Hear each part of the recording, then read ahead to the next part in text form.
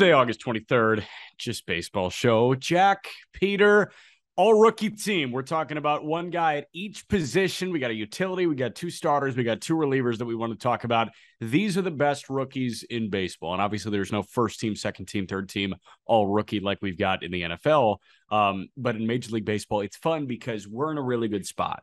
And the talent pool is only getting better in baseball. And I think that this rookie class best exemplifies what we're looking at there. And you'll see the dichotomy between the two starting pitchers. I think that they are a perfect example of that. We'll get into that. It's 14 guys that we're going to talk about.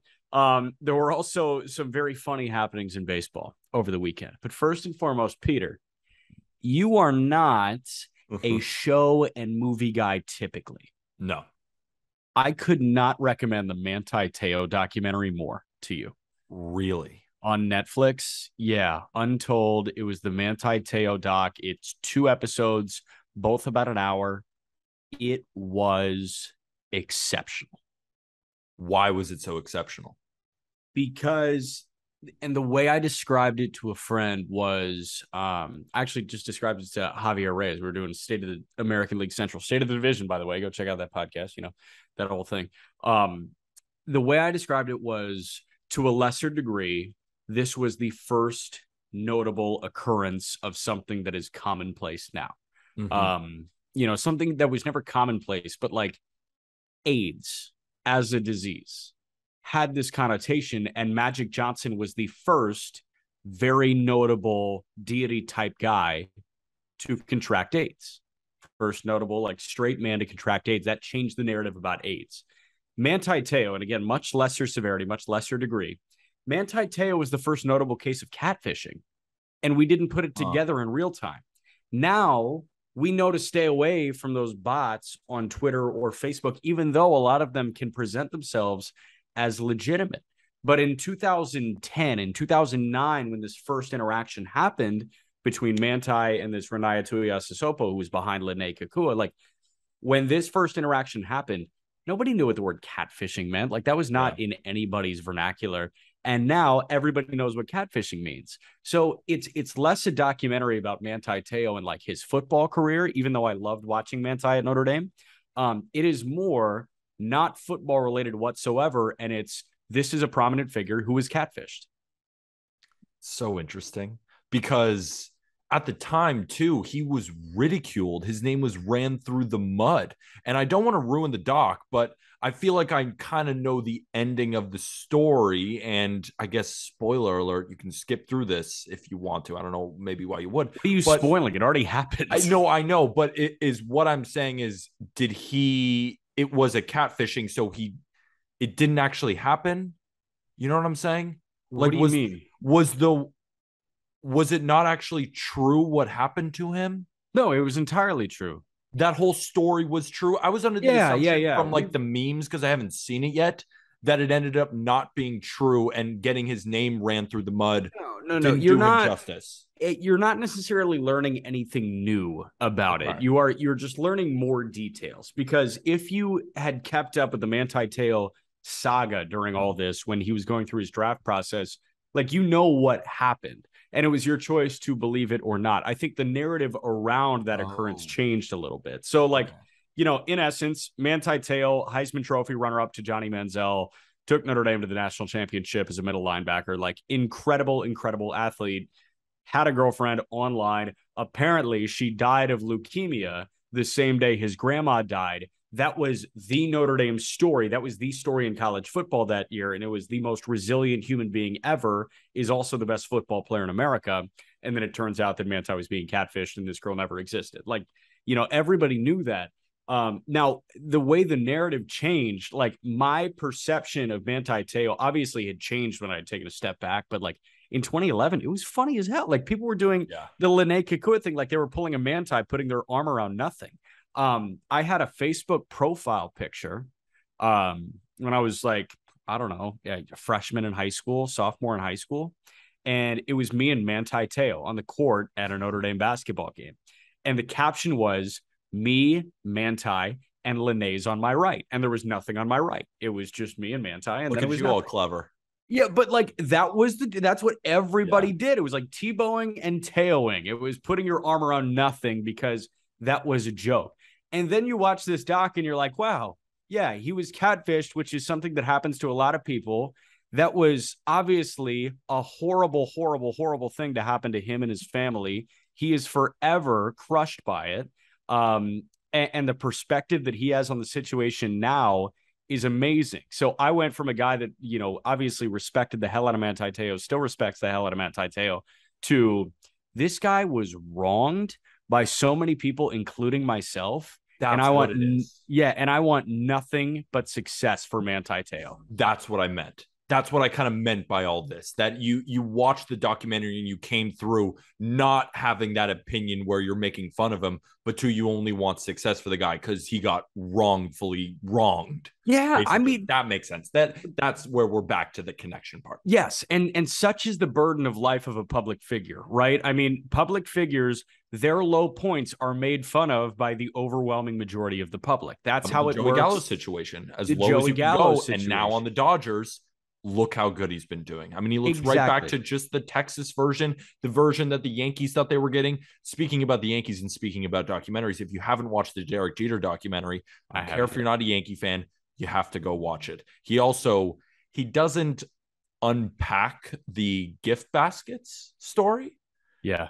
I'm not going to spoil that, definitely, because you got to go watch the documentary. But just to wrap a bow on some shows, because as you all know, I'm not much of a pop culture guy. I am busy in the weeds, and I just don't watch a lot of TV. You're in I'll the watch lab. movies. I'm in the You're in the lab. lab cooking up, surgically cooking in the lab. I'm a surgeon.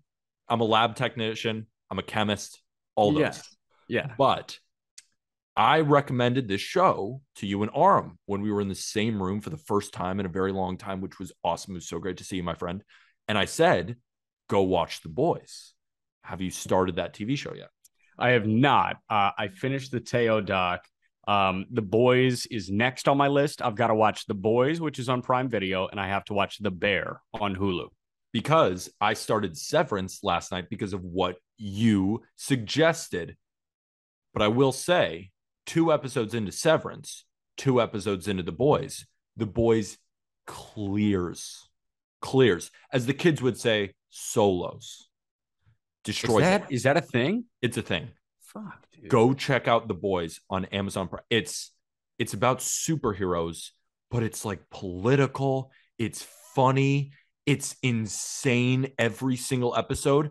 So I just got through all 3 seasons, right? And the 4th is coming out. So we'll see, we'll really compare this TV show to all the great TV shows that I've ever watched. And I'm not, forgive me. I hope people tweeted me this morning like, oh, you're missing this show, and your top shows of all time. I've seen Game of Thrones. I've seen Breaking Bad. I've seen a good amount of TV shows. Maybe not that many. Yeah. The Boys is number 2 to Breaking Bad. Boys is number 2 to Breaking Bad. Better than Game of Thrones. That's a TV show that a lot of people have seen. If you're looking for wow factor, it gives you that. The Boys is funnier. The Boys is more current. It's a phenomenal show. Okay. Absolutely phenomenal. Interesting. I recently also just finished Stranger Things, and like that is near the top of my list. That's very great. close to the top. I've seen Stranger Things too. Boys solos, as the kids would say. Solos claps it. Clears. Stranger Things is caked compared to The Boys. So not caked. Surgical, not in the lab. Not surgical. No, I mean Stranger Things got out of the lab. They were caked by a million. I mean, The Boys is like a megalodon. Yeah, for anyone unaware of what Jack's talking about, we've been teaching him gambling lingo as we've been doing a bunch on Prize Picks, and the gambling lingo. I got to shout out our guy, Book It with Trent. He has created some of the funniest terms I've ever seen. So we have a writer on justbaseball.com. His name is Javon, and he's been killing it on the Prize Picks space. And you know what, Trent, because Javon has given him so many winners, he tweets out like, Javon, like, breastfeed us, like, give us the breast milk of the day. Like, that is the so funniest weird. shit I'm I've never ever gonna heard. use that. That one is a little much, but he's invented caked. He's invented the turkey tosser. Like, when like, for example, Patrick Corbin in his 6.75 ERA just tossing turkeys out there. Some of the lingo that Trent, does he ever win a lot of bets? If you know him, you probably know that story. But the lingo, give it up to my guy Trent. He's phenomenal. Okay, so you just invented a new term. push piece. Again, great partnership that Just Baseball has with Prize Picks. Use the promo code Just Baseball if you haven't already. Get a free full deposit match. So you deposit $100, you get $100 on Prize Picks. That's just how that works. Again, code Just Baseball. It's in our episode description. Go use that. You just put together something called a push piece, and I understand your typical thing that you do on Prize Picks. You try and make people money. The essence of a push, to my understanding, is you get that money back and you don't win anything. So you pretty much are gunning for a tie with something that you put together, which defeats the purpose of anything. And to that, I say, why did you do it? Did you just have some things that you were like, hey, this would be funny if we did? So we host a Twitter space on my Twitter at PeterApple23. That is in the episode link description too. And it's really fun. We talk about all the props of the day on Prize Picks. And what's great is it's awesome if I put together my 5 favorite props for everyone to win, right? But it's really hard for me to bring 5 props that are going to hit. But you know what's not hard is when I bring my favorite, another really smart baseball mind brings his absolute favorite, and we go around and we welcome a lot of people from the community. And that Prize Picks Twitter space is growing with a lot of really smart baseball minds, and a lot of big time people have now come in and start giving their picks as well. So we put out the ultimate, and everybody knows about the ultimate. The ultimate is our 5 favorite bets of the day on Prize Picks. But the push piece, we're joking around because a lot of the lines that we liked are flat numbers. So for example, Jeffrey Springs over 17.5 pitching outs is one of our picks today. If he goes 6 innings or more, that hits. If he goes 5 2/3, it doesn't hit. But why we put out the push piece is there was a lot of lines that we really liked that didn't have the 0.5. So there is no loser or winner. There's a possibility of it landing on that number. And we thought all of these were pretty sharp, but we have a possibility of winning on either side. So we put together our 5 favorite that is an even number. For example, friend of the program, Tucker Davidson, took over 3 strikeouts. If it lands on 3, it pushes and you don't make or lose money, but we think there's a possibility that he strikes out 4. So we put up the push piece, and so far it's actually doing pretty well. So there's a very good opportunity that both hit and everybody walks home with some money. And if you want to play along with us, make sure you use the code Just Baseball on Prize Picks. But even if you don't want to bet any money, come to the Twitter space. Jack, you've been in it before. It's a lot of fun, and you get to hear a lot of different perspectives from a lot of different fans of different teams across the country. You get a real feeling of the vibe within that team. Like, it's one thing to say, you know, Anthony Rizzo or, you know, for example, like Gleyber Torres isn't hitting well right now. But as a Yankee fan, I might be able to tell you why he's not hitting well. Something like that. Not just I can look at the WRC plus and say that is what it is, but then you get to hear from maybe Cardinals fans about why Tyler O'Neill is a good matchup here or there based on past history of what they see with their eyes. It's a very, very exciting time, and that's what the push piece was, and maybe it might hit. I love it. Any rookies involved in the push piece or no? I mean, you could call Tucker a rookie. Sort of, Yeah. not really. The guy was in Game 5 of the World Series, but he doesn't. I think this is technically his rookie season. Yeah, I think he's got rookie status. So there we go. He is not on our all rookie team. Another teammate, Reed Detmer, is not on an all rookie team. But you know who is in the ultimate, and we're going to talk about the rookie team soon. And this is why I love these episodes, because we just get to hype people up. Yes. We just get to dive into the stats and be like, this guy is insane. Jose Miranda is in our the ultimate, not the push piece, the ultimate, because he rakes, and we're going to talk about him in a little while. There we go. Okay. So we're jumping into the all rookie team here. And again, we did every position. We did a utility guy, 2 starting pitchers, a setup guy, and a closer. No honorable mentions. No honorable mentions. You don't get to get mentioned. Sorry. We're done with that. We're done with that. You didn't make it. Sorry, kid. No, get him next year. Tuesday. Like, talk to us on Friday, like Friday, you know, positive energy. Maybe you get honorable mentions, but now it's like, respectfully, eat shit. Shut up. Yeah. Bitch. That's a bit drastic. Sorry. I was getting to the bit. Thank you for leaning into the bit. That's what we need. We need more commitment to the bit from everybody in society. And then we will actually become that utopia that we pictured. Shit's caked. Utopian expectations for the United States of America, so caked. So caked. We're fine. Shit's caked. So caked. All right, let's jump into the all-rookie team here. Let's start at catcher. Clear as day. So ridiculously clear. Adley Rutschman has played in 73 games, and he is tied with Julio Rodriguez for the most F4 at 3.5. He is a 3.5 WAR player through 73 games. J-Rod has played in 105 games. Adley is that much better. We talk pound for pound fighting in boxing, like pound for pound. Typically, a lightweight fighter is the best in the world because you can't put Manny Pacquiao up against Tyson Fury in their prime, right? Fury would, one punch and Pacquiao's done. But when you fight similar weights, that's when you know who's truly dominant. Floyd Mayweather, greatest pound for pound boxer of all time. This year, Adley Rutschman is the greatest pound for pound rookie in Major League Baseball. Is there a chance that he does not win AL Rookie of the Year and he gets blown out of the water if J-Rod comes back and plays 20 more games? Absolutely yes, because games played does matter in the Rookie of the Year voting. But Adley Rutschman has been, since he debuted, far and away the best rookie in baseball.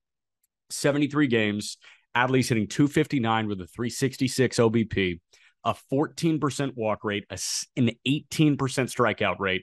Again, 3.5 WAR guy. Adley Rutschman, 8 bombs, 25 driven in.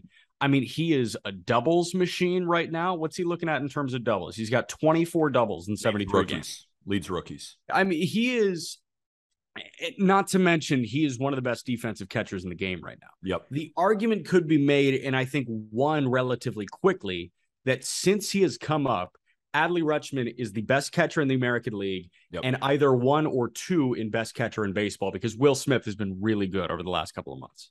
I may have boofed. I put out on Twitter, so about 64 games, and I just saw a bunch of stuff on Twitter that Adley Rutschman is already the best catcher in baseball. And I thought to myself, I've been through this before, right? Wander Franco comes up, unreal, 20 years old. Make the jokes.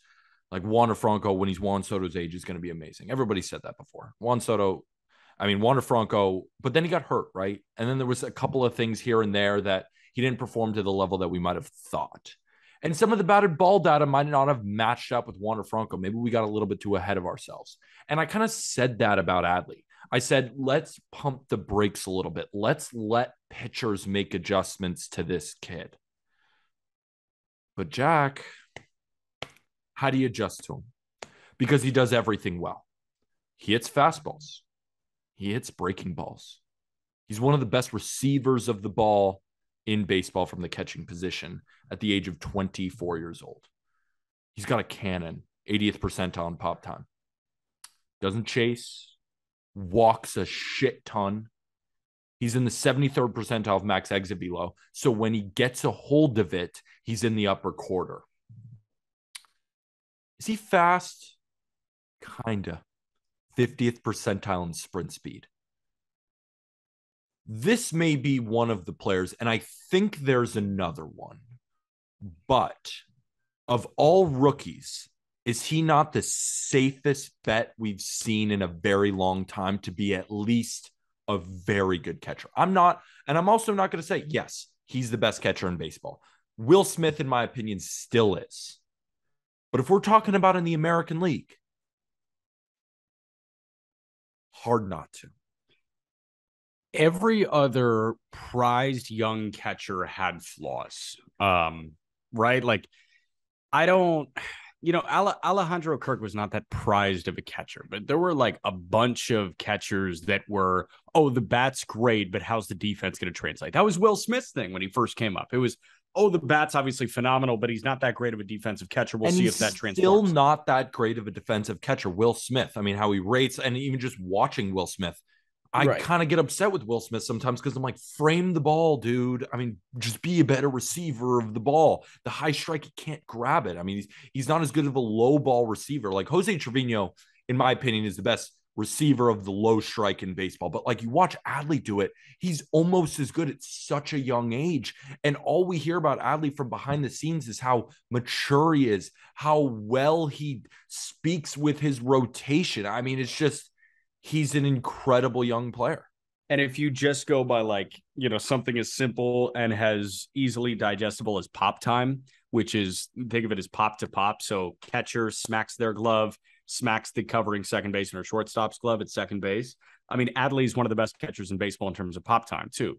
So I don't think we've seen a guy since Mauer that is as clean overall, like as all around good a catcher as Adley Rutschman. And Posey, you got to factor this in. Real what? Good. Posey was real good. Buster I mean, Posey as a receiver really of the ball, I just think about what would happen with Posey's career if he didn't have that leg injury. I mean, now we have the rule where you can't block the plate because he broke his leg. I mean, I think that took a year or two, maybe 3 off of his career. I think that was a big issue too. But I mean, yeah, you think of Posey, you think of Mauer, all around great catchers in the past decade. I mean, that's the kind of company that this kid could sit in. And here's the thing, the catching position's getting better. Like Moreno is going to be getting everyday reps. Francisco Alvarez is going to be getting everyday reps. There are other guys that are a little bit farther off in baseball. I think Shea Langoliers can be a top 10 catcher in baseball pretty soon. But there are guys that are farther off that are really good at the lower levels. Logan O'Hoppe has turned into a great catching prospect. Drew Romo and the Rockies organization has turned into an excellent catching prospect. Obviously, Henry Davis, last year's number 1 overall pick, has the chance to be a great catcher. But this is the worst position in baseball right now. And the best rookie in baseball since Adley debuted is borderline best catcher in baseball, and that is a very weak position. Real quick before we move on to first base, AL Rookie of the Year odds right now, J-Rod's still the leader at 350, minus 350. Adley second at plus 280. I don't think those odds shift too much. I think it's J-Rod's. I still think he has it in the bag. But if he has this last 6 weeks from hell and Adley continues to do Adley things, if you are forecasting the downfall of Julio Rodriguez from August 23rd on, be my guest and put a little bit of stuff down on Adley. The thing is, we're going to talk about Julio Rodriguez later, and you're going to be like, I don't know if I want to doubt that man. But let's move on. Exactly. Let's move on to first base. This guy just rakes. Best rookie at first base this year is Jose Miranda of the Minnesota Twins. Yeah. We could talk about defense. He plays a little bit of first. He plays a little bit of third. We're putting him at first base because that's where he plays mostly. He's in the 20th percentile of outs above average. He doesn't rate very well as a defender. I don't really care because the dude freaking rakes. He's third in OPS among rookies with at least 60 games played this year, rocking a 132 WRC plus. He's hitting 284, 474 slugging percentage. He's third in WRC plus on his own team. And why that matters is the Minnesota Twins are one of the best offensive teams in this sport. And who is fourth? Carlos Correa, the guy who we thought may get a 10-year deal, one of the most coveted free agents in the class, a guy who is one of the best hitters at the shortstop position in general, but obviously gets a ton of love and support from his defense, and deservedly so, but he can still hit the ball.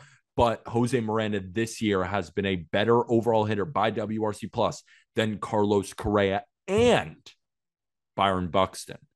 He's in the 76th percentile in hard hit rate. And unlike most rookies, Jack, he's not a boomer bust guy. He doesn't strike out much. He's in the 59th percentile in K rate, 66th percentile in whiff rate. This is a very well-rounded hitter. And I want to give Arm a lot of credit too, and you as well, because both of you have been connected with this guy now for a long time as a dude who just never got his due in the minor leagues. One of those guys that, may not look like the sexiest option because he's not really going to steal bases for you. He's not going to run that fast, but he's going to be one of those guys that year in and year out just hits and hits and hits. And Jose Miranda is showing that in his rookie year. And while he most likely will have to make adjustments, this is a guy who makes consistent hard contact. It's loud, and more often than not, it goes over the fence as he has double-digit home runs. Yeah, 15 doubles, 13 pumps, and he's got a low strikeout rate. He But to that was point, he hasn't played that many games. He hasn't played as many games, even as like a right. Julio He's Rodriguez. I at think he's played less games than Adley. 82. I think he's at 82 games. Okay. Jose Miranda, 83 games. He's hitting 282 with a 799 OPS.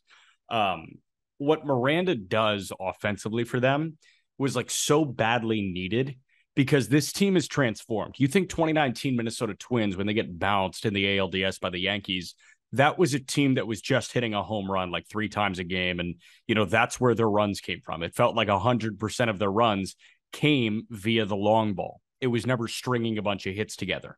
That's not really Minnesota's MO this year. Byron Buxton's got 28 pumps, but aside from that, Arise has been the best hitter for them. Celestino has been good for them. And Celestino, another guy that missed our all rookie team here.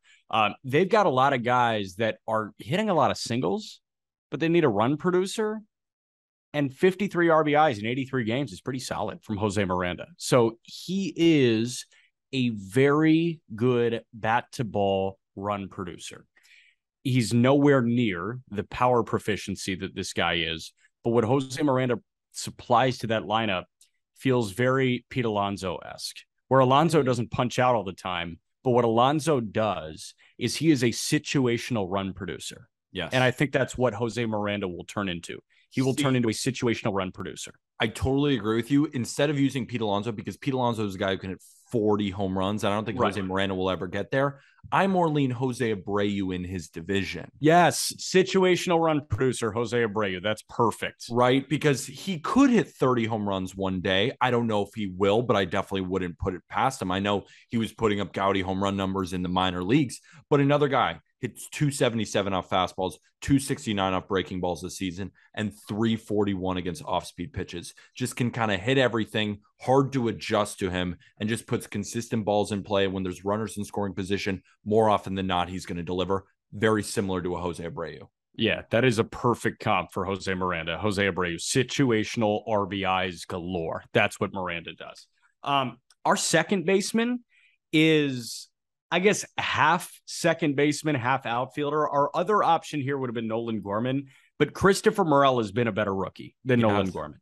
Christopher Morel, what he has done for the Cubs with a 780 OPS in 78 games is inject life and inject fun into a Wrigley Field that was sparse of fun at the beginning of the year. I think everybody knew among Cubs fans, among people that followed the game, that while the Cubs didn't necessarily brand themselves as a rebuilding team, they weren't going to be a good team this year. You could see that in the rotation. You could see that in the lineup. They were going to be a bit starved for talent. And Morel was a guy that kind of came out of nowhere. Nobody really had him on many top prospect lists. Like he was in the back end of the top 30 in all sorts of publications. And he was not a guy that was sniffing the top 10 for us when we were going into this year. And what Morel has done this year is run like hell. 90th percentile on sprint speed. 90th. I mean, fast as shit. I think recorded throws from the outfield, he's got 3 of the 5 hardest throws from the outfield or something like that. Like he's got an absolute hose. Whoa. And oh, by the way, he can provide some serious thump. Does he swing and miss all the time? Yes. Is he sporting like a 31% K rate? Yeah. Yes. Is he chasing every pitch? Yes. You know who else did that? Javier Baez. You know who's kind of as exciting as Javier Baez was in Chicago? Christopher Morel. I'm not saying that he's, going to put together that like finish second in MVP voting like Javier Baez did or third in MVP voting. But Morel provides this chance for something amazing to happen every time you go to Wrigley Field. And every team, regardless of if you're winning or not, needs that. You got to sell tickets. Morel is a ticket seller, and he is one of the best rookies in baseball this year. I agree the production has been good, but there are a couple of things that Morel scares me about. Defense. You're talking about the hose. The hose is for real. I didn't know we had the top throws from the outfield. I've seen him throw. He has a cannon, but not a very good defender. 4th percentile in outs above average. I've seen it with my own eyes betting on Cubs games. The dude drops fly balls. Like I can't have that. Morel, when I have an under, Morel, we'll get through it. because a lot of things are looking up for him. He has 12 home runs and 9 stolen bases. Could he be a guy in baseball who has around a 770 to 800 OPS year in and year out because he does hit for some power?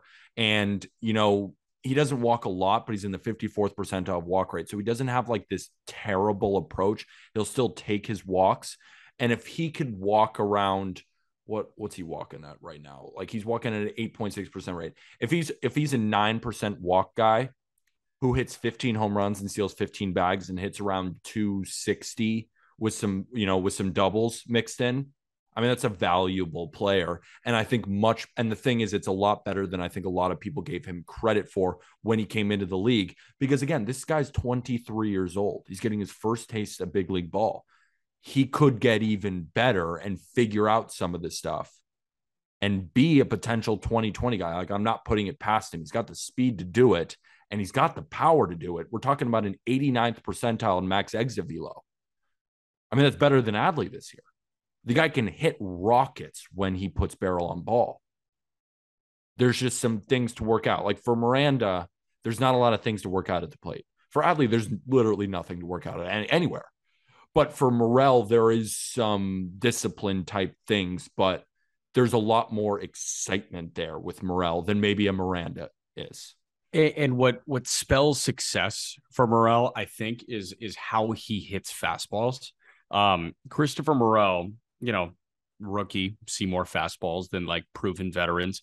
He's hitting 292 against fastballs. He's slugging over 500, and he's got the highest launch angle against fastballs of any pitch. So he's putting a 9-degree launch angle swing, which like is an elevated line drive.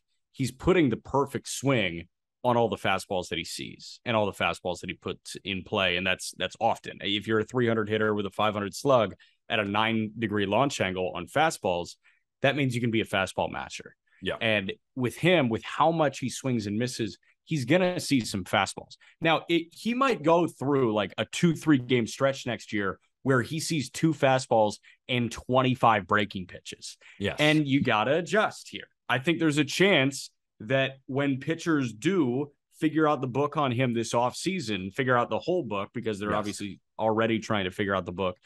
When they figure out the whole book and when they have a concerted plan of attack against him, I think there's a chance that he tapers off, but we got to acknowledge what he's done so far this year.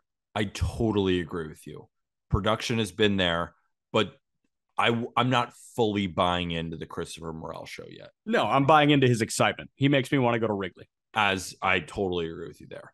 Let's move on to third base, because this guy has played 71 games at shortstop, but 44 games at third base. But we're going to put him at third base for this exercise because we have another shortstop who we're going to talk about in a second. It's Bobby Witt Jr., the Kansas City Royals, at third base, best rookie there. Here are the issues with Bobby Witt Jr. in his rookie year. Here are the issues. First, let's remember 22 years old. Adley Rutschman is 24 years old. Bobby Witt Jr. is 22. Bobby Witt Jr. doesn't walk. He's a 4.8% walk rate. Doesn't walk. Chases a lot. Below average defense all around. Negative 16 defensive runs saved at shortstop. Negative 4 at third base. Has not been the defender that we thought he could be when he's debuted. But there are a lot of sick positives. In his rookie year, he's a lock to be a 2020 guy. He has 16 home runs and 23 stolen bases. He could end up being a 2030 guy, and he's second in doubles to Adley Rutschman. And something that I noticed with Bobby Witt Jr. that doesn't make sense. He has a very low batting average on balls in play at 292. And when you look at his speed as one of the fastest in the sport, he's getting a bit unlucky because his quality of contact, while he ranks in the 48th percentile in hard hit rate, when he hits the ball, it's juiced. 75th percentile of average exit velocity, 92nd percentile of max exit velo. And I put out a TikTok earlier this season where we were comparing O'Neal Cruz to Bobby Witt Jr. And there was about 70 comments because we made a comment that Bobby Witt Jr. is faster than O'Neal Cruz is. He is. You look at every single metric, Bobby Witt Jr. has a faster home to first, more bolts, higher sprint speed. I know bolts is a result of how many times you reach the 30 feet per second threshold. But at the end of the day, he's reaching it at heights that I don't even know if O'Neal Cruz is going to get there. And when you look at the percentile rankings of sprint speed, Bobby Witt Jr. is 100th percentile. He's Trey Turner-esque. That's what he is. At Bobby Witt Jr.'s peak, he can hit the ball as hard as anyone, and he can run as fast as anyone. I do believe he's going to improve as a defender because he was better in the minor leagues. The positional moving around probably hasn't helped, but as a shortstop, he hasn't been a good defender. So we moved him to third in our all-rookie team. But overall, you look at the body of work for Bobby Witt Jr. with a 724 OPS. He has a 250 batting average. Like I said, 16 home runs, 24 stolen bases, 60 RBIs on a Royals team that could use run producers. Hits second, hits third in the lineup. I mean, Bobby Witt Jr. is as exciting of a young prospect, but just has some holes to fill in his game before fully unleashing the Trey Turner comparisons that I think we and some other people are giving him. Correct. Whether you like it or not, Bobby Witt Jr. is one of the most talented players in baseball already. And it's just got to click for him. Like, he's just got to tap into the consistency, which, and I think Aram did a great job on this, is going to take time. Like, I was thinking he was just going to hit the ground running. I think I said, like, during the offseason, Bobby Witt Jr. will be the unanimous American League Rookie of the Year. And I was wrong about that because there's an acclimation process that needed to be had for Bobby Witt. That was the case for Julio for a month. That was not the case for Adley Rutschman. That was like Julio for like a day. It was Julio for like 2 weeks. When there was Julio for 2 weeks like when the robo umps he needed the robo ump so bad. But yeah, like Aram said that there was going to be an acclimation process here. We're seeing the acclimation process, but the spurts that we're seeing and what he has done to overcome the growing pains of being a rookie in Major League Baseball, you're right. He's still going to put together a 2020 season. Yes. Like he's playing badly and just walking into a 2020 season. Yeah. That's how good he is. That's like when crazy. you look at a guy like Trey Turner can't hit the ball as hard as Bobby Witt Jr., and Bobby Witt Jr. is as fast as him. Right. That's I also what we're dealing with here. You also mentioned the defensive numbers, like he's not great defensively. I think a lot of that has to do with him playing third and short. Agreed. I think once he finds one position, he's just going to get immediately better. And he's been better at third base this year. I mean, it's in 41 games compared to 77. But like the number, like negative 16 defensive runs saved to short, he's in the second percentile of outs above average. He has been a very, very bad defender this year. And I even spoke about him on a gambling advice that the eye test didn't exactly match the numbers. And using the term eye test is pretty gimmicky. But basically what I mean by that is I see a good defender in him, is what I mean by that. Like, you can tell he has incredible range. He's got a phenomenal arm. He's got a hose there at shortstop. That's what I mean about the eye test, is that I see a good defender, whether or not the stats back it up. But the stats would say that he's been terrible this year. He's going to be a good defender. He's going to be a good defender. I promise. He's too athletic to not be a really good defender. One of the best defenders in baseball is the shortstop on our provisional all-rookie team at this point on August 23rd. Jeremy Pena has kind of had a tale of pre-All-Star break and post-All-Star break. This is another guy that is tapered off. But what he still does to impact the best team in the American League is so ridiculously impressive. Jeremy Pena, pre-All-Star break, had a 764 OPS. That's dropped about 200 points post-All-Star break. In 123 plate appearances, he's got a 572 OPS. So the bat's not there. But when the bat was there, we were looking at one of the best offensive rookies in baseball. And oh, by the way, he's one of the fastest dudes in baseball and easily one of the best defensive shortstops in all of baseball. And still, Jeremy Pena, among rookies, ranks 5th in F4.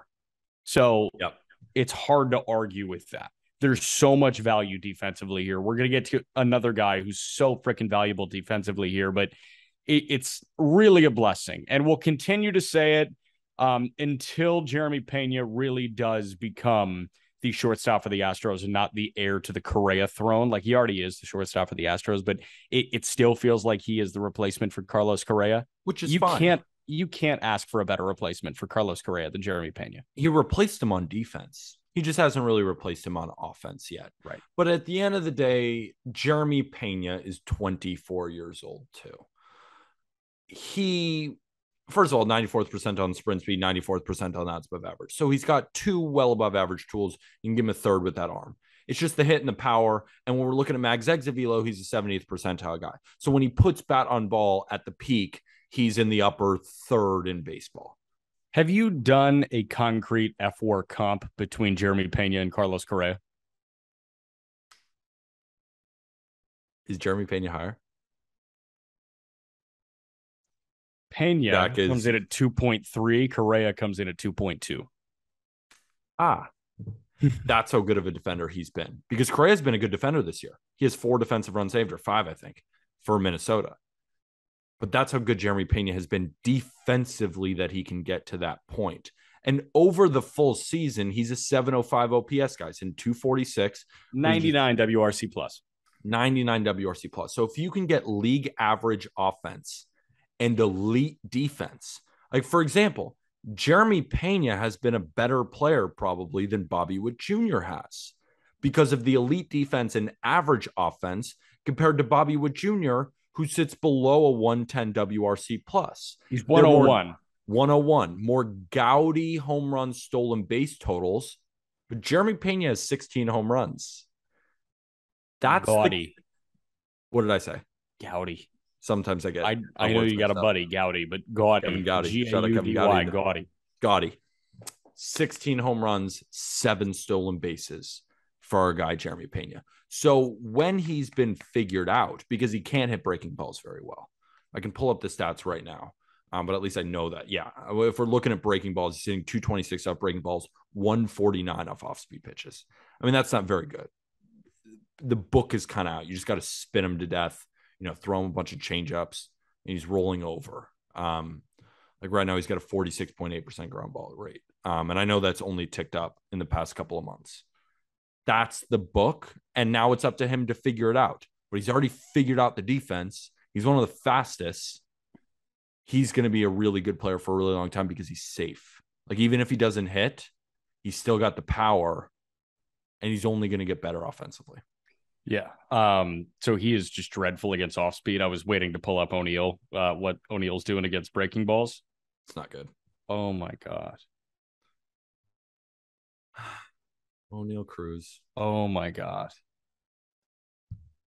Like, we rave about him. But like in 65 at bats, he's 6 for 65 with 43 strikeouts against breaking pitches.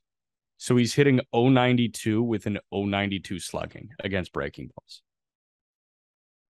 The reason why O'Neill Cruz is so polarizing, you said it best. At his peak, he can run just as fast as anyone. He can hit the ball as hard as anyone. He can throw the ball faster than anyone. Peaks are just inconsistent. Like, they're just not here all the time. And I do think it's impossible for peaks to be consistent like that.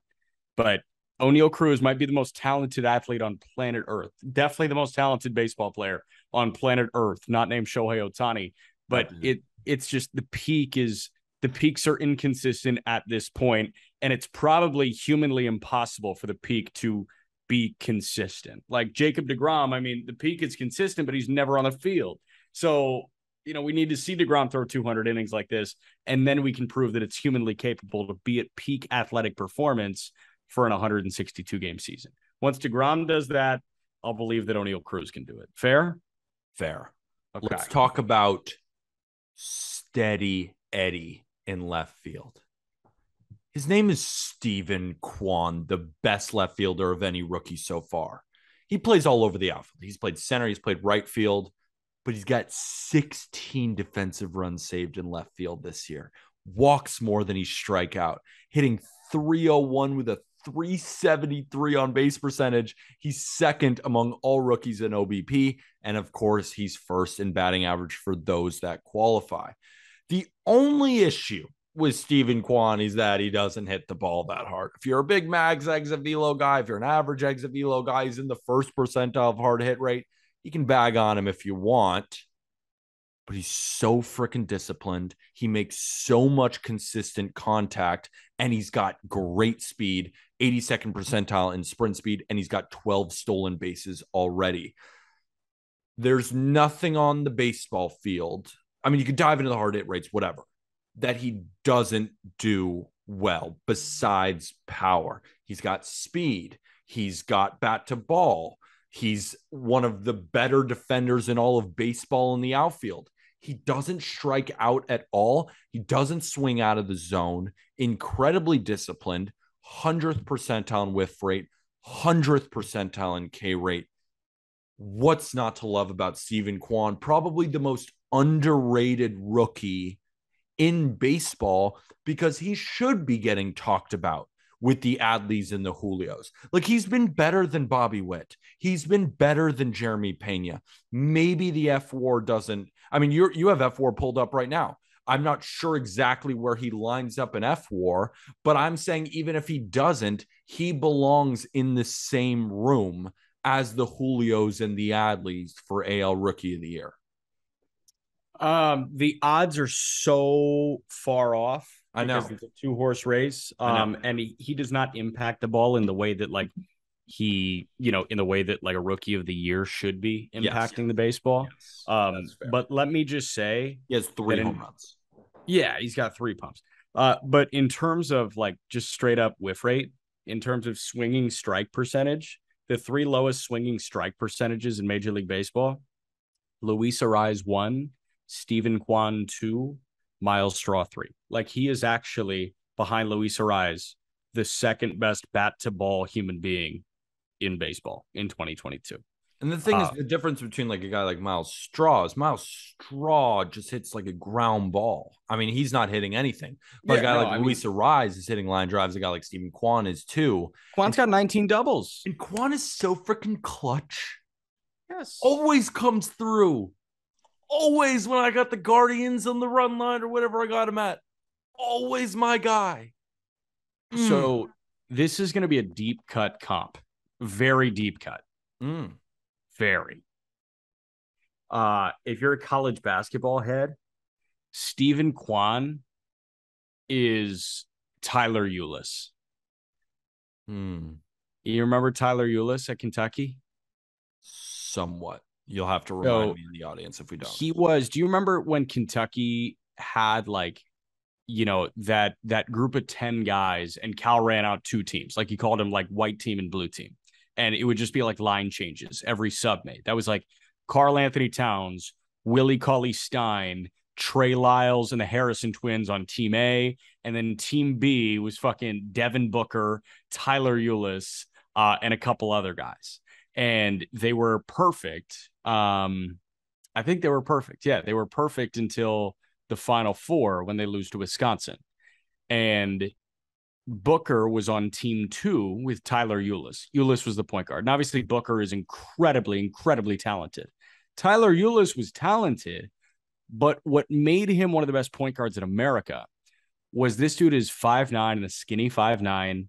He was a fine jump shooter. He was a fine passer. He never made a mistake. Like, his assist to turnover ratio was incredible. He played perfect basketball. Yes. Steven Kwan plays perfect baseball. Yes. Played in 107 games, 43 walks, 42 punch outs.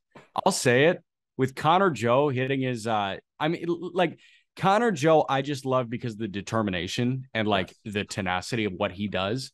Steven Kwan, ex-dog in him. But like Joe got like literally returned from a waiver claim because they didn't want him that bad. And like he's had a career that was just like, what the hell? How did you manage that adversity? And he did it, and he's carved out an everyday role in a big league lineup. Steven Kwan, from like an aesthetically pleasing standpoint, is my favorite guy to watch in Major League Baseball. How much different is he than Kenny Lofton? Lofton was a better athlete. Crazy good athlete. Yeah, like a freaky good athlete. I'm just thinking about Guardian center fielders and just being like, oh, Kenny Lofton was such a beast. I'll tell you his career K rate. Kenny Lofton. Maybe that's not a good comp, but I just like. Kenny Lofton came to my mind. Kenny Lofton, 10.2% walk rate in his career, 11% K rate in his career. Quan's Quan at 9% in each, around 9.4 and 9.5, 9.5% walk rate, 9.3% K rate. Okay. Yeah. So like, I mean, Lofton was just a way better athlete than Stephen Quan. Yeah, but if we're talking about how they rate defensively, I mean, Stephen Quan has been a dog out there in left field. Yeah, but I mean, like, I just think what Quan does as a table setter, like see all these pitches, work 10 pitch at bats, yes, never go down via punch out, get on base at a 373 clip. He's so ridiculously fun. He's awesome. So fun. Yes. Let's move on to center field. Yeah. So center field, NL Rookie of the Year. Michael Harris is the best defensive center fielder in baseball right now. Who else is there? Pache. Shit. Trying to think of somebody who's better right now. I'm pulling up the fielding metrics right now. Yeah, do that. Outs above average? Yeah, an outfield, that's probably the best one to use.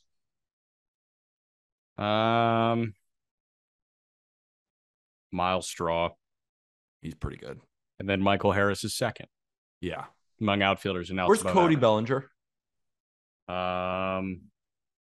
Let's see. Among center fielders in outs above average.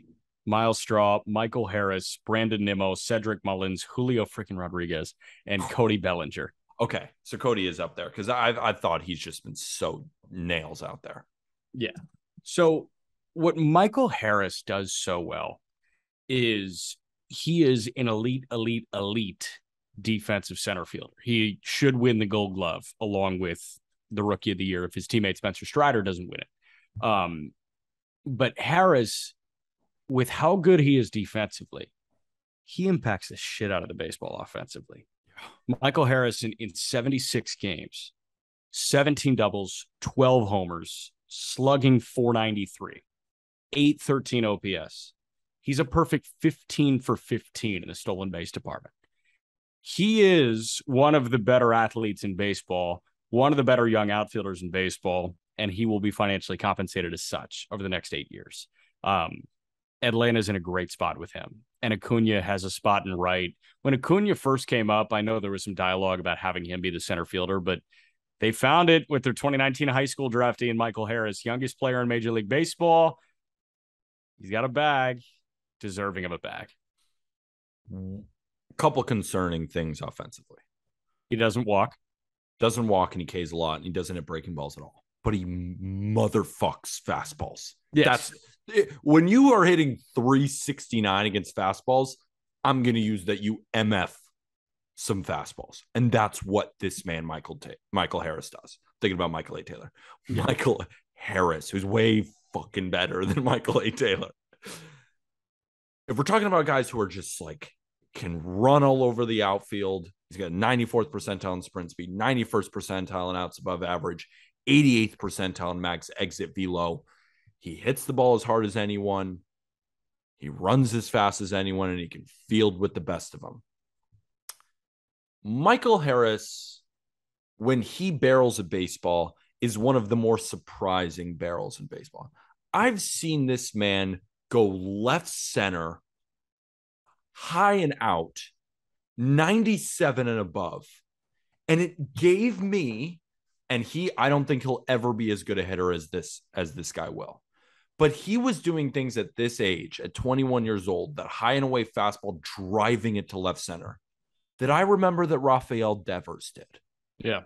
Again, not talking that Michael Harris will ever be the hitter that Rafael Devers, but he has like that ability where you're not really going to get anything by him, but you can spin him to death. What Devers does now is no matter what you throw in the strike zone, he's going to hit it to the freaking moon.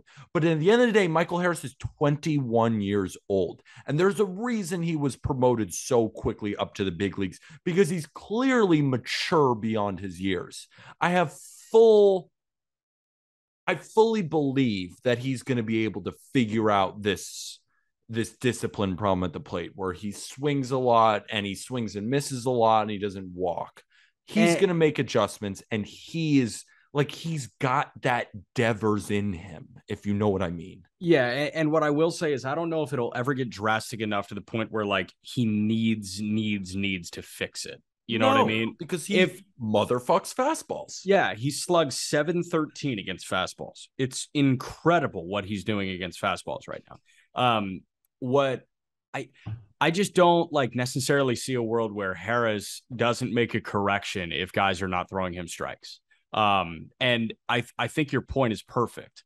He and a young Rafi Devers are like in recent memory two of the better bad pitch hitters in baseball. Like Harris will go up and meet an eye high fastball and send it over the wall dead central. The There thing was is, a homer he hit dead center that was literally like yeah. neck high.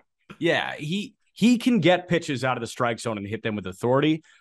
It bodes well for him. It doesn't necessarily mean that the Braves like him doing it, but what Michael Harris has proven is he's one of the best young outfielders in baseball, and that is why he's the all-rookie center fielder. At 21 years old, he's younger than Bobby Witt Jr. Let's not He's younger than Vaughn Grissom. He's younger than his teammate. Unbelievable. Let's move to right field. The freak, Julio Rodriguez, is the best. We moved him over to the right field, even though he's fifth in outs above average in center field. But we moved him over to right field so Michael Harris can play some center. Correct. But this freak can do everything and anything on a baseball field and looks like a bigger Ronald Acuna Jr. Right now, Julio Rodriguez has 19 home runs and 23 stolen bases. He could be a walking 30-30 guy in a decent year, but I would not be shocked to see 40-40 if he keeps running like he's doing. He's the best hitter on the Mariners. He is by WRC plus, better than Ty France at 134. And he's in the 91st percentile in outs above averages. Is 6'3", 230-pound center field stallion. He hits the ball as hard as anyone. He runs as fast and he fields as well as any 21-year-old that we've seen in a very long time. Acuna in 2019, when he was around 21 years old, had an 883 OPS with 41 home runs and 37 stolen bases, but was a below average fielder. I think we could see that from Julio Rodriguez next year as one of the better defensive outfielders. Julio Rodriguez, he was my number one prospect in baseball. Like, I'm not the biggest prospect guy as much as them, but I would pay attention to the top, tippity top. And I made my judgment on him because we were looking at his hitting stats compared to a guy like Wander Franco. The thing is, I didn't even expect that he was going to run like this. And he even defied what I thought. While he was my number one prospect, he was not my rookie of the year pick because I never thought that he would burst onto the scene like this. But oh my God, this has been breathtaking of a season when he's at his best. Has he gone through some ups and downs? Certainly. He's a rookie and he's 21 years old at the end of the day. But at his peak, you're looking at a top 10 player in baseball, and I don't say that lightly. That's the kind of talent that he has. Ronald Acuna Jr. is 6 foot, 210 pounds. Julio Rodriguez can do everything that he can do while playing a better defensive center field, and he's 6'3", 230. Yeah. That's why I use the Acuna comp over and over and over again. You look at percentile rankings, it's all the same shit, except Julio is bigger and a better defender. Yeah. Julio is a freak of nature. Remember when he was like cold for 2 weeks after he was hurt? Yep. He's got three hit days in his last 5 games. Shocked? No. Not even a little bit. He's so fucking talented. He's so ridiculously talented. Yeah, I'm with you. Like as early as middle of next year, we could be saying like, oh, Julio might be a top 10 player in the game. That's Julio. He's got some zone discipline things. Like he swings and misses a lot, but he's Julio. He's Julio. And if we're looking at, like, for example, he sits 309 off fastballs. Obviously, a guy like this is going to crush fastballs. 244 batting average against breaking balls. And like, for example, the ex-Woba is better than the Woba, which you like to see. Means he's going to get maybe a little bit better based on those kind of stats. A little X, the one Jack loves. 255 off speed, but in there, it's a little bit worse. Woba is much higher than the ex-Woba. He's got some things to work out. And I'm just giving you that stats. It's not very good analysis there. Like he's got a 40% whiff rate. I'm just not going to run through all the stats there. Like he's not hitting breaking balls like an Adley Rutschman is, for example. Like Adley's probably a safer hitter, but nobody hits the ball with freaking authority. Like Julio. Nobody runs like Julio. Like when you see 92nd percentile on average exit velo, 96th in max, and 94th in hard hit, like that's best hitters in baseball type shit. That's what they do. They hit the ball with extreme thump, but then you put in that he's one of the best defenders. You put in that he's in the 97th percentile in sprint speed. Dude's a freak. He's a freak in nature. Yeah, 100%, man. We'll pick it up. We'll pick up the pace. I know we've already kept him for an hour. We'll pick up the pace on the pitchers. But before that, we've got a utility guy in Brendan Donovan that we got to talk about, because Brendan Donovan, he's too good to leave off this list. And we were thinking like, okay, maybe we do all the positions, but then we're missing this guy because like, does he really have a position? Brendan Donovan has pretty much a 400 OBP.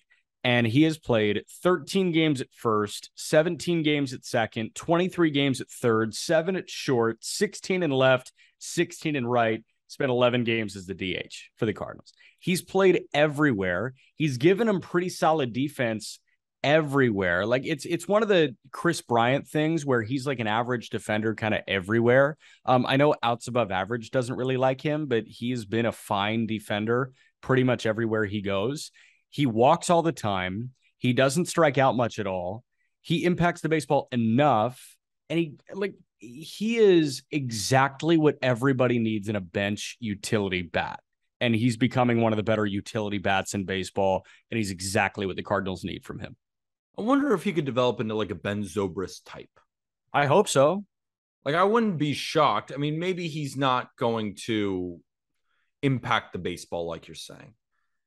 He's decently fast. He's only got 2 stolen bases this year. So the numbers. He's only got 2 pumps. He's got 2 homers, 2 stolen bases. The counting stats hate his ass. He's got a higher on base percentage than he does a slugging percentage. But he's got an 800 OPS. I mean, Brendan Donovan. 408 OBP. Like, wouldn't you say Stephen Kwan has probably been the most underrated rookie? Brendan Donovan's probably second. Yeah. Yeah, because the game he plays is boring. Yes. He doesn't but jump it's good. But it's good. And he gets like second sometimes in the Cardinals lineup. Yeah, I mean, that's the thing. Like you could argue the same thing about Tommy Edman. The game he plays is boring, but it's good. If you like defense, then you love Tommy Edman. If you like OBP, then you like Brendan Donovan. What they do is boring, but it's good. It's good. Good for you, Brendan Donovan. You deserve it. You just deserve to be on the all-rookie team because you earned it. You earned it. And you're not even an honorable mention. You freaking earned it. Freaking earned it. Let's get to our first starter. Spencer Strider is the best rookie pitcher in baseball. Dude throws cheese. 103 innings with 151 strikeouts. Next best is Joe Ryan with 135 strikeouts, and he's thrown 30 more innings. Every single peripheral stat. Love Strider even more than his 2.95 ERA, which is phenomenal. The xERA 2.49, FIP 2.06, xFIP 2.51. Of rookie starters with over 100 innings pitched, only one has allowed less than 90 hits. Strider's allowed 68 hits. Let that sink in. Fastball slider combo, 98 at your neck, mixes in with 86, mixes in a how you doing changeup that he throws to lefties, and lefties can't touch it for shit. They got a 0.56 batting average against the pitch. Spencer Strider, while Michael Harris might be the rookie of the year, Spencer Strider is the favorite because he blows cheese. Was he making excuses against the Mets? Yeah, maybe. Was it a little, hey, you shouldn't be doing that because you kind of called yourself out a month earlier than that? Yeah, probably. But just enjoy 98 at your neck because it's coming. And he's probably the second best pitcher on the Braves. You got Kyle Wright, you got Charlie Morton. Strider's probably the 2, which is crazy because he barely pitched above AA, and now he's in the bigs. And now he's pumping straight heat at your neck.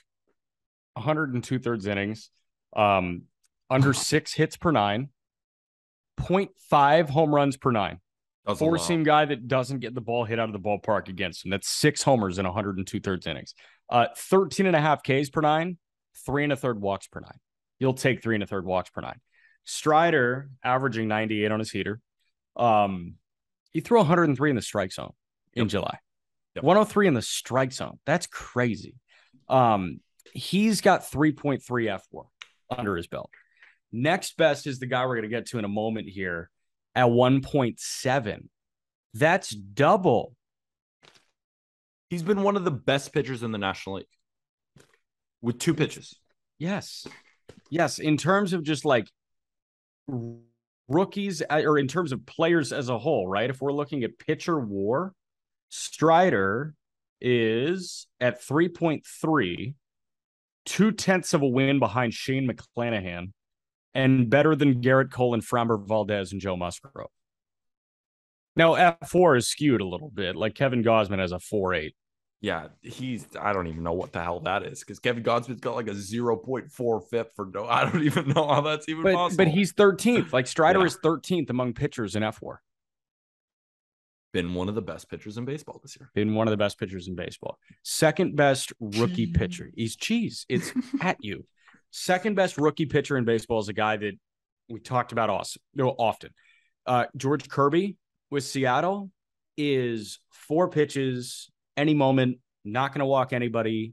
Kirby is as pleasing a pitcher to watch as we have in baseball right now. And it was tough sledding for Kirby, I think, at the beginning. He had an incredible first major league start. And then after that, he kind of tapered off. Like the stuff wasn't good enough. And he went down to Tacoma for a moment. He came back up. And what this guy has done in 17 starts, a 3.47 ERA, 93 strikeouts, 13 walks in 90 2/3 innings. That's 9.2 Ks per nine, 1.3 walks per nine. Kirby fills the strike zone with 96 and a tight slider and a tight curveball and a good fading changeup. He's got every pitch at his disposal that he can go to at any moment. And he is going to be a starter in Major League Baseball for the next 15 to 20 years. That's exactly it. When I see George Kirby, I think to myself, man, he's not even really having that great of a year, right? He doesn't look like he's fully there yet with a 3.47 ERA, with a 3.41 xERA. He's like, I almost think to myself, this is the worst we're ever going to see him. And he's got a below a 3.5. That's how good a guy like George Kirby can be, because he's got strikeout stuff and he comes at you. But it's not that he just throws it in the middle of the zone. When you look at heat maps, his command is impeccable, Jack. I mean, his command is impeccable. He's throwing the fastball up in the zone. He's throwing the slider low and away to lefties, on the back foot to righties, just curving it in. The curveball's right in the middle of the zone. He's bouncing it. The changeup is away to righties, into lefties. And he actually likes to throw the sinker up in the zone because it's got good movement. But everything is red right where he wants to throw it. Yeah. It's not just he doesn't walk anybody. He has command within the strike zone, something that we talk about that is so important. It's one thing to throw strikes. It's another thing to put it where you want in the throw strike good zone. Strikes. Yes. And that's what George Kirby does. Even at his worst, that's how good he could be, because at his worst, he's a 3.47 ERA guy. Yeah. And I don't think he'll ever be the get wrecked with hard contact, because he doesn't miss over the plate. And I don't think I don't think he'll be missing enough to walk enough guys either. I don't think it's going to be the home run walk blow up starts. I think it's going to be 5 singles in a row, because guys are just timing up everything. You never know what's coming. You never know what's coming with him. You're playing a guessing game with him, and they're all going to be quality pitches. Exactly. I'm just worried that he might throw too many pitches or too many strikes in a start, and guys will just be like, "Oh yeah, I'm swinging every time." He's not perfect, but he's certainly better than Robbie Ray. He's not really. Robbie Ray is decent over his last couple months, and he's got a thickie. Yeah, a dumpster. Yeah, nice butt, Ray. All right, give us our first reliever. Talking about thickies. listed at 6'5", 190 pounds, which is the biggest lie in Oh, baseball, yeah. is Felix Bautista, the best reliever of any rookie this season. 1.73 ERA. And he now transitioned to the closer role now that Jorge Lopez is gone, and he's got 8 saves already. When we look at a guy like Felix Bautista, when we're talking about 2 pitches, right? Talking about a guy with 2 pitches.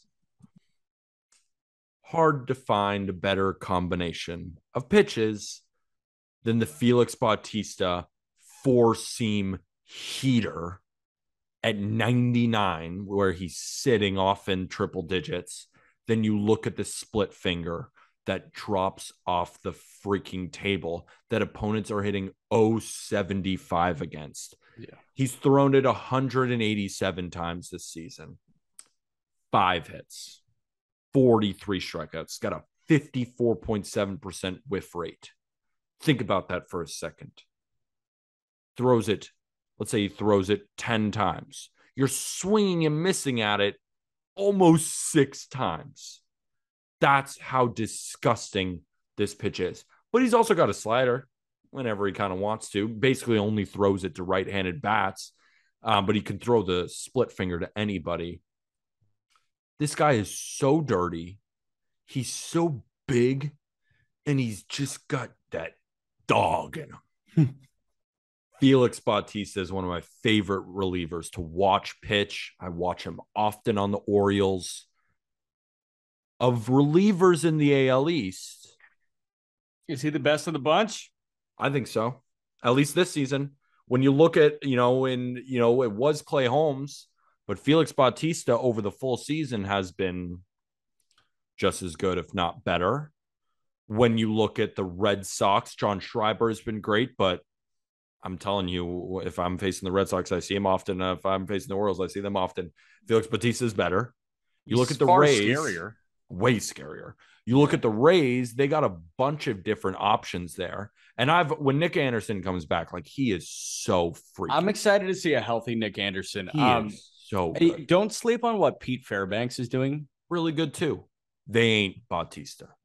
Yeah, they're not Felix Bautista. You're right. Like, Nick Anderson can be as effective, but Felix, nobody's like him. I mean, he's not 190. He's like 250. Right. It's funny how quick relievers pop onto the scene. Yeah. Yeah, and Bautista just popped onto the scene. Like, totally. From nowhere to one of the best relievers in baseball, Felix Bautista is on the scene. Did you mention the whiff rate on his splitter? 54.7%. That's what I was saying. I was like, he throws it 10 times. They're whiffing at it almost 6 times. It's so funny. Like, that's hilarious. It drops off the table. And the meaning of dropping off the table is the Felix Bautista split finger. Like, Yohan Duran for the Twins is very similar, but Bautista's is dirtier, I think. So he's got a 2,300 RPM fastball, which is high-ish spin for a 4-seam fastball. It's in the 73rd percentile. High-ish. Yeah, his splitter is an 1,100 RPM splitter. So sick. The difference in profile on that is hilarious. One is clothesline. One is it just dies right on you. It's fart noise and drops off that clothesline that the fastball rides on. He throws it like in the high 80s. Like, sometimes it touches 90. 88 on the splitter, and then, of course, 99 on the fastball. Yeah, it's one goes up until it's not going up anymore. Exactly, and they're both hard. It's like, what do you do? Yeah. And then he'll just mix in a slider to say, fuck you. Like, I got that too. Just keep that in the back of your head. Exactly. One guy that we did need to somehow include in this, like, there was no shot that we couldn't include in this, is Brock Burke with the Texas Rangers. I mean, it's really hard to argue with what a 1.25 ERA. Is that what we're looking at right now with Brock Burke?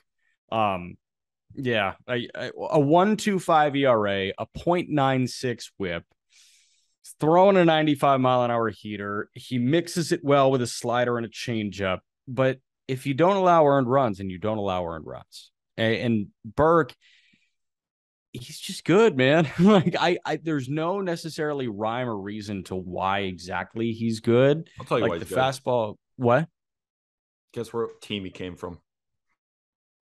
was he? I should know this. Was he in ball? No, was he a Yankee? He's one of those freaking Tampa Bay Ray clones. Oh, he was a Tampa guy.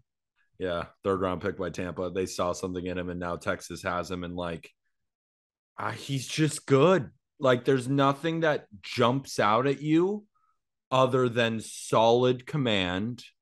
Some of the peripherals are saying that this isn't fully real, Obviously, but what are you going to do? What are you going to yell at a 1.25 ERA? He doesn't really allow hard contact. He is he's a 3-pitch guy that can mix in a sinker as well. And of the 3 pitches that he throws, the fastball, the slider, and the changeup, none of the pitches he's allowing over a 200 batting average against. and he can be a multi-inning guy too. Is the thing. 64 and 2/3 innings over 41 appearances. He is the exact middle reliever you want. He's like he's one of the best middle relievers in baseball so far this year. It's really hard to argue with 9 earned runs in 41 appearances. He's 95. Like, he's averaging 94.9. I've seen him touch 9. I've seen him grab a 7. He's a lefty, 6'4", 210, and grab 7s. What? You don't like that? No, you don't like that? I like that. That's it. That's the all rookie team. Real quick, how do you feel about the fellatio incident in Oakland? Let's read some of these TikToks. So, if you haven't heard the story, on Sunday, there was a man and a woman. There was a man and a woman that loved each other very much. In the top row, in the corner, in the left field corner of the Oakland Coliseum, and the woman was servicing the man because they love each other so much. Let's read some of the comments. Okay. Most exciting thing to happen at an A's game all season. Most shocking thing is 2 people showing up to an A's game. Okay. Not that many people got to witness it. Yeah. Just move them to Vegas already. That'll happen more often in Vegas, I think. Yes. There was some really good ones. The caption is way disrespectful to the 2023 Cy Young winner JP Sears. That's a good one. She was praying. Come on. Yeah, praying for an A's W. Praying for an A's W. I feel like maybe some comments got deleted. There was some early comments that was good. When the job's got to get done, it's got to get done. Oh. All right, let's stop that. Oakland police are investigating an incident on Sunday's A's game at the Coliseum as a possible lewd act in public. Social media video clip shows that 2 people involved in a possible sexual act in the top row of the section in right field, tweeted by the Sporting Green SF. That's what we got for you, folks. There's a woman. It's all consensual. Enjoying an A's game. Oakland A's baseball. Live, laugh, love. Go get yourself some merch. It's in the episode description. Use code JustBaseball when you're dealing with prize picks. Also, the link to our chalkboard group chat is all in there. We'll be back tomorrow. The mailbag. Don't forget, go check Twitter. I bet it's on as you're listening to this. Arm and I will be on the mailbag tomorrow. And we have a very, very special guest coming on Friday's episode. One of the biggest guests to ever join the Just Baseball show. And with that, thank you, everybody.